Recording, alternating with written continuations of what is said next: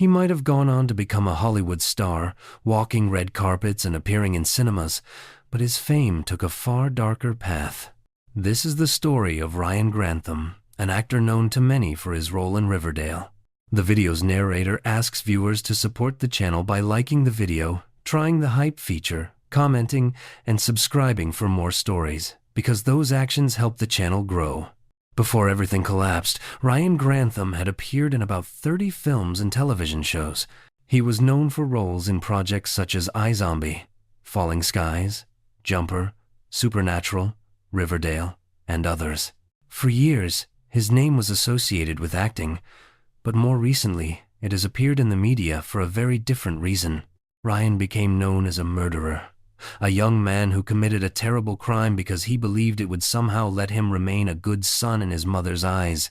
When the pandemic began in the spring of 2020, people everywhere were forced to stay inside their homes and spend most of their time with family. Ryan and his mother, Barbara, remained together in their townhouse, often passing the evenings with board games. Barbara was quietly happy to share so much time with her adult son. In the years before this, Ryan had been struggling. His acting career was fading, and new roles were no longer coming.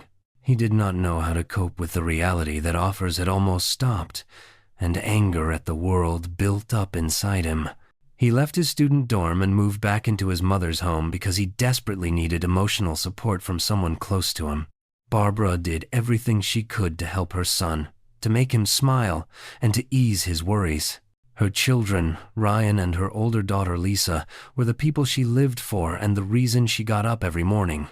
One evening, when they finally grew tired of games, Ryan went upstairs to his room on the second floor. Barbara sat at the piano and began to play a familiar melody she knew her son loved, putting her whole heart into the music. She did not know that her time on earth was nearly over and that she would not finish the piece for her beloved child. What she could not see was the effect of the illegal drugs that had already taken hold of Ryan's mind as he quietly planned her death. Ryan Grantham was born on the 30th of November, 1998, and grew up in the small town of Squamish in British Columbia, not far from Vancouver. This quiet town became the backdrop for the rest of the story. Ryan grew up there with his mother, Barbara, and his older sister, Lisa. His father walked away from the family soon after Ryan was born, and after that there was almost no contact between them, a loss that clearly shaped the boy's inner world. From an early age, Ryan felt rejected and unwanted, convinced that his own father had turned his back on him, and this wound later grew into many other problems. As a child, he struggled with his mental health, wrestled with anxiety, and developed a speech impediment, all of which were again tied to the absence of a real relationship with his dad. When he finally started school, life became even harder. His classmates bullied him relentlessly, often mocking the way he spoke. Another easy target was his height. Ryan was the shortest student in the class, and this difference stayed with him well into adulthood. He stood only about 5'2", or roughly 157 centimeters, and his slim frame made him look younger than he really was. The constant teasing and humiliation fed his social anxiety until it became severe.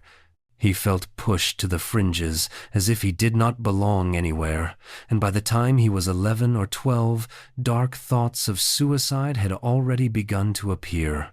The only person who truly helped him bear these struggles was his mother. For Ryan, Barbara Wade was a rock and a refuge. Friends and relatives described her as selfless and intelligent, with a lively, magnetic personality.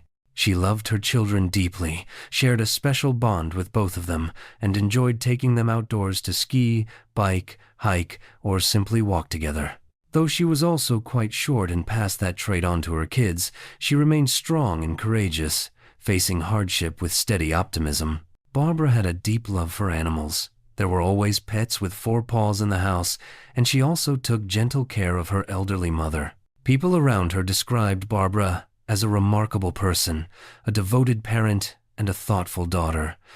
Yet even her warmth could not replace a father or close friends in Ryan's life. The family itself was tight-knit, and Ryan enjoyed a strong bond with his older sister, Lisa. When relatives or visitors were around, he often put on little shows, turning the living room into a small stage. Behind this habit was a powerful passion. From an early age, Ryan dreamed of becoming an actor and seeing himself on screen. At first, his family was his only crowd, cheering him on from the couch. His love for acting appeared when he was 6 years old. He copied the mannerisms of adults so amusingly that Barbara decided to enroll him in acting classes and then began taking him to auditions and casting calls. The effort soon brought results. By the time he was 8, Ryan had started appearing in television commercials, a milestone that felt huge for both him and his mother.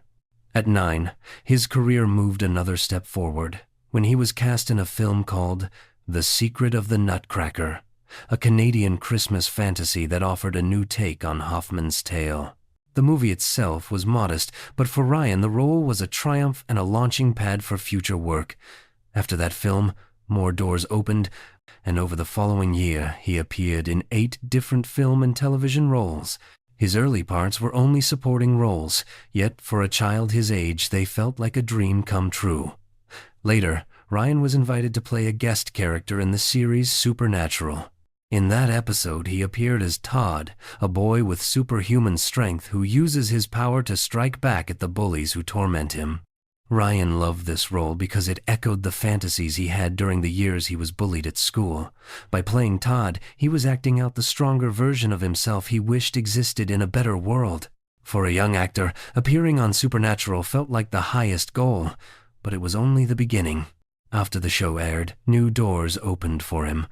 Soon he was cast in the Hollywood film The Imaginarium of Dr. Parnassus, where he played the child version of one of the main characters. The movie featured stars such as Johnny Depp, Colin Farrell, Heath Ledger, Jude Law, and a young Andrew Garfield. That same year, Ryan also joined the Canadian fantasy miniseries Reese Kingdom Falling. By 2010, he had already appeared in several Canadian and Hollywood projects. His roles were still small, and his youthful looks meant he was often given minor parts, but he was building a strong portfolio while learning from experienced actors. For a beginner, it was a successful start, and Ryan believed he was on the right track to becoming a global star. His mother stayed close, encouraging every step and doing everything she could to help him be noticed. She drove her son across Canada and into the United States so he could attend auditions and make it to film sets on time. In 2010, when Ryan was 11, he was cast in Diary of a Wimpy Kid, a film adaptation of Jeff Kinney's best-selling book series about the everyday troubles of a middle school boy. After this project, critics began to notice him. He received award nominations and even won a Best Actor prize at a short film festival in Vancouver. That same year, Ryan appeared in the family comedy Marley and Me, The Puppy Years, a direct-to-video sequel to Marley and Me. Even though it never reached cinemas, getting that part was still a tough challenge. In 2012, at the age of 13, he secured the lead role in the feature film Becoming Redwood. In the story, 11-year-old Redwood, played by Ryan, believes he can bring his separated parents back together by winning a golf tournament. Becoming Redwood was later named the most popular Canadian film of 2012 at the Vancouver International Film Festival, and received the jury's special award for Best Canadian Film, marking a major career milestone for the young actor. There are many behind-the-scenes clips from this project where Ryan chats with the director and clearly enjoys himself on set. In those moments, the teenager is in his element and genuinely happy. At that time, his acting career seems to be going well and moving forward. He is gaining recognition, getting lead roles, and it feels as if his dreams are finally coming true. But this bright period does not last. After the drama Becoming Redwood, Ryan Grantham's acting career begins to decline. He keeps taking small parts in low-budget films, and from then on he appears on screen much less often. It seems he has reached the age when his childlike charm has faded. Now a teenager, he faces tougher competition, and it becomes harder to stand out. Many child actors face the same thing. One day they are little stars with big promise, and the next all the best roles pass them by. Ryan finds this change especially painful because he already has mental health problems. His condition improves when he can focus on acting and things feel stable, but once his career starts slipping again, his depression and anxiety return in a stronger form. He struggles to talk to people and build normal relationships, so he turns to weed to escape. What begins as casual use soon becomes a real addiction. Negative thoughts creep back in, and he feels like a worthless outsider again, haunted by suicidal ideas. On top of everything, he also feels confused about intimacy and finds it very difficult to understand his sexual preferences. In 2016, when Ryan turned 18, he finished high school and enrolled at Simon Fraser University in Vancouver. And for a while, it seemed as if life was finally moving in a better direction. He was invited back onto film sets and even secured a leading role in the Canadian movie Considering Love and Other Magic, a teen romantic drama with touches of fantasy in which he played a shy ghost who had been unable to leave a house for more than 60 years. Grantham also began to appear again in guest parts in television, movies, and series, usually portraying awkward teenagers trying to find their place. Not long after that, he managed to join the cast of the American show Riverdale, inspired by the Archie comics. This part later came to be seen as the most recognizable work of his career. Although his screen time was brief, his character played an important role in driving the plot forward and deepening the mysterious, dark atmosphere of the seemingly quiet town of Riverdale. At one point, production on Riverdale paused so the writers could change the script after the sudden death of one of its lead actors. The first episode of the 4th season became a tribute to Fred Andrews, Archie's father, whose death was written into the story. Fred was played by Luke Perry, who died from a stroke at the age of 52 while the series was still being filmed. Perry was very popular, both as an actor and as Fred, and his character was loved by many fans, so an episode was devoted to him. In the world of the show, Fred dies in a car accident, and Ryan Grantham appears as the driver responsible for the crash. The scene lasts less than a minute, but it is intense and memorable, and Grantham's character is never seen again. Even with only one short appearance, his role becomes a key turning point in the plot. After this part in Riverdale, he hoped his acting career would gain momentum again. He went to auditions, kept chasing roles, but met rejection everywhere. By then, Grantham's filmography included around 30 projects, an impressive number for someone who had not yet turned 20. At the same time, he was at university, trying to move forward and stay positive. Inside, he was barely coping. To deal with his feelings, he went back to drugs, using them more and more until the habit turned into addiction again. When his mother learned what was happening, she tried everything she could to help. Barbara stayed by his side and continued to give him support. At her urging, he checked into rehab twice, but each time he left, he slid back into the same habits. After that, Grantham felt his mental health worsen further. He felt isolated, and his anxiety grew. This pushed him to stop talking to classmates, leave campus, and move back home with his mother. Before long, Ryan started skipping classes. His grades fell. Studying and even basic assignments became hard to manage, and soon he was warned that expulsion was a real risk. Still, Ryan told his mother nothing about his problems at university because he did not want to disappoint her. He felt ashamed of failing again and again. First, his acting career had fallen apart, and now he was doing badly at school. Ryan wanted his mother to be proud of him. All this time, Grantham also lacked male support since he had no contact with his father. On top of everything, Ryan's mother, Barbara, was diagnosed with cancer and had to undergo treatment. She stayed strong and brave, determined to beat the illness, but her health remained fragile. This made Ryan feel even more anxious. By late 2019, 21-year-old Ryan was in his 4th year of university. He was fighting severe depression, but hid it even from his mother. Barbara sensed that something was wrong with her son, yet she did not realize how serious it was. Ryan again began to think about ways to end his life. Around the same time, he drifted into the dark side of the internet and became obsessed with violence. Grantham watched disturbing videos on the dark web: executions, assaults, torture, car crashes, anything where people died on camera. Around that time, he developed an interest in firearms, began visiting gun clubs in Canada, and eventually bought 2 rifles and a shotgun. He also became fascinated with serial killers and mass shooters, seeing himself in them because many were outcasts. The 2019 film Joker, starring Joaquin Phoenix, had a powerful influence on Grantham. Set in the early 1980 seconds, it follows comedian Arthur Fleck, who lives with his sick mother, a woman who teaches him from childhood to keep smiling and try to make people happy. Instead, Arthur is met with cruelty, and everyone around him treats him as strange. Gradually, he decides that the world does not deserve his kind smile, only the twisted grin of a villain. Ryan strongly identified with this character, who, like him, battled serious mental health problems.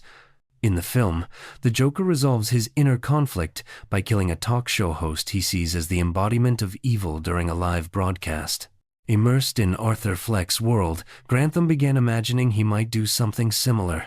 He started to believe that violence in some form could finally end his suffering. Ryan planned different ways he could take a life, and plunged headfirst into darkness, continuing to watch real death videos on the dark web.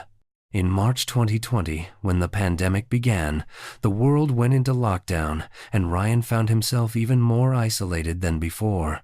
The pressure became unbearable, and he decided that his violent fantasies would no longer remain just thoughts. He wanted to turn them into reality.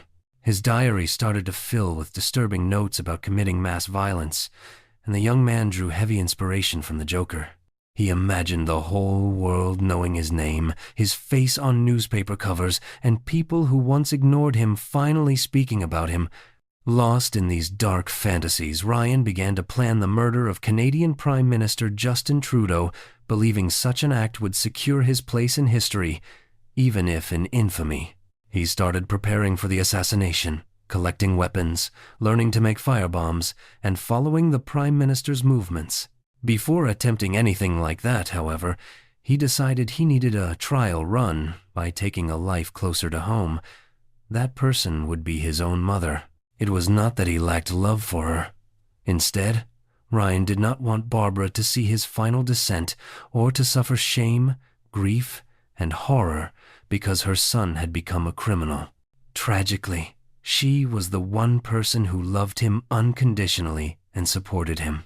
Barbara had poured her heart and soul into raising her son, and now he believed he was protecting her from future pain in the worst possible way. He even recorded himself walking around the house with a rifle, rehearsing the murder. Those videos later appeared in court as evidence of premeditation. On the evening of the 31st of March 2020, Ryan and Barbara were alone at home. By then, his older sister Lisa had already moved out. Mother and son spent the evening playing board games, and Barbara believed they were enjoying a quiet night together. At about 6:45 p.m., Ryan suddenly rose from the table, left the living room, and went upstairs to his bedroom to take a .22 caliber rifle and carry out the plan he had been hiding. He then started back down the stairs and, halfway, saw his mother sit at the piano and begin to play. Ryan loved it when Barbara played, so he stopped, sat on the steps, and listened. For the next 15 minutes he stayed there, absorbed in the music, watching his mother's hands move across the keys. From the staircase he could see the back of her head, while she remained unaware of anything behind her. Barbara did not hear her son stand up, raise the rifle, release the safety, close his eyes, and pull the trigger. Grantham fired a single shot that struck his mother in the head and killed her instantly.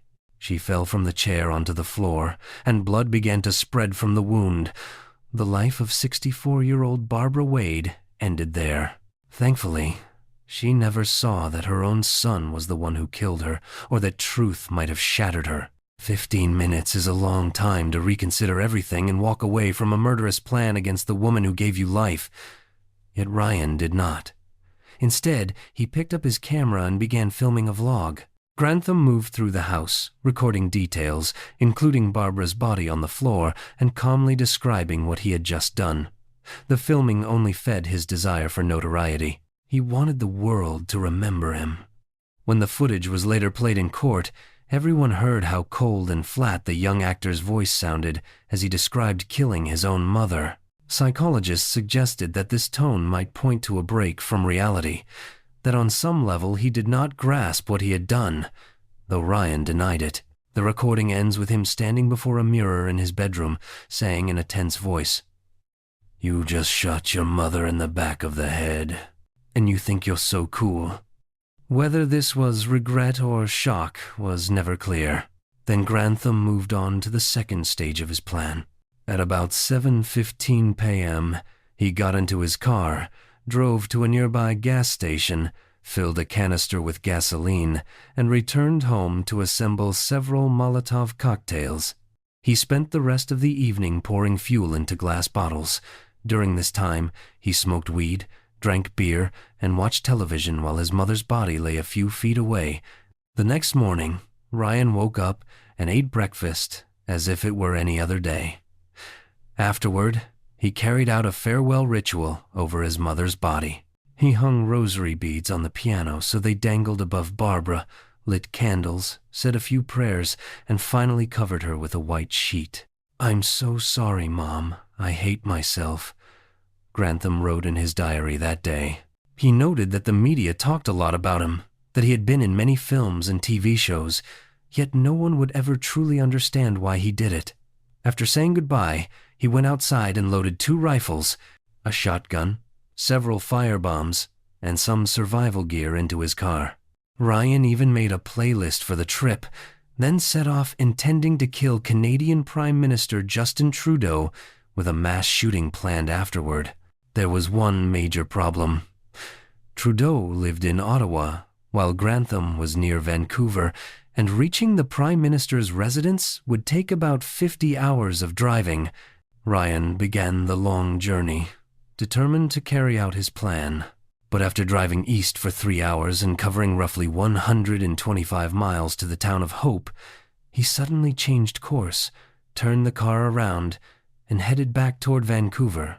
It seemed he realized he was not all-powerful, and that killing the Prime Minister would be far harder than murdering his own mother, yet he still had not fully given up. A new plan was taking shape in his mind. Grantham weighed different violent options. First, he imagined driving to Vancouver's Lionsgate Bridge, blocking traffic with his car, throwing Molotov cocktails, and firing at people. Then Ryan considered going to his university campus to stage a mass shooting there and spread fear and panic. Sitting in his parked car near the grounds, he smoked weed and pictured each move he would make. Eventually, something shifted inside him, and he abandoned the idea of mass violence, deciding instead to end his own life. Ryan lifted a handgun to his head, but realized he could not pull the trigger. He restarted the car and drove to the nearest police station to surrender. "I killed my mother," he told the officer at the front desk. While Grantham was confessing, his older sister decided to check on their mother. Lisa, alarmed that her calls and messages had gone unanswered, went to the townhouse, opened the door with her key, and walked into a horrific scene. Barbara's body lay on the floor, covered with a white sheet that she had loved so deeply. Blood was everywhere. Rosary beads hung from the piano, and candle ends still smoldered around the body. It fell to the daughter to discover her mother lying there in that horrific state.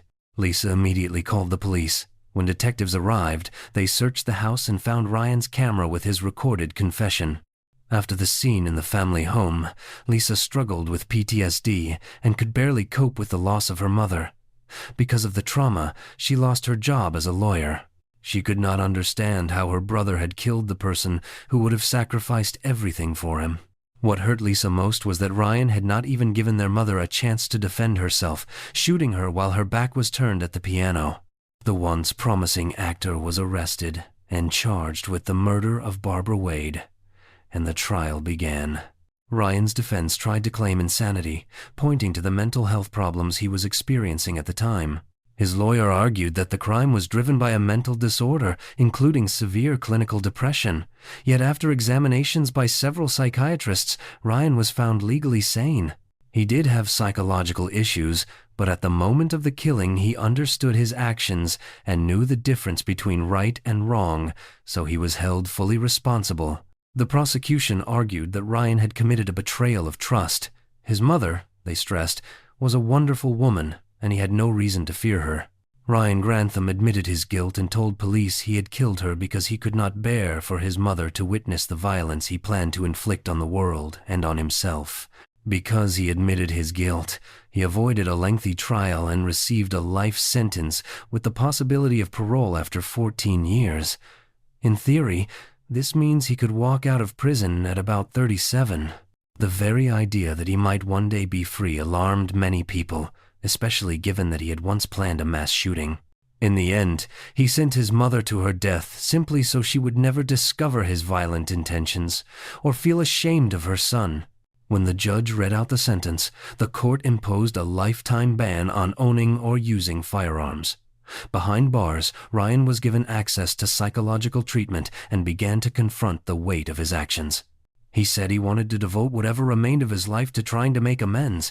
"It hurts to think how carelessly I wasted my life," he said at the hearing. "Faced with such a terrible tragedy, any apology feels empty. With everything in me, I am asking for forgiveness." Speaking in a trembling voice, he told the court there could be no excuse for killing his own mother. Ryan was not surprised by the punishment. His lawyer said that Grantham had expected this outcome, though the attorney feared that, because of his small stature and slender frame, prison would be dangerous for him, exposing him to physical, emotional, or sexual abuse. The young actor probably did not consider any of this when he pulled the trigger. From childhood, he had seemed destined for success on screen. Without drugs, violence, and his refusal to grow up, he might have gone on to become a respected actor. Or perhaps Riverdale marked the peak of his career. Now most people know him only as the man who murdered the person closest to him. If you are still here at the end, you are clearly a dedicated true crime fan. Please subscribe, turn on notifications, and leave a like. See you in the next video.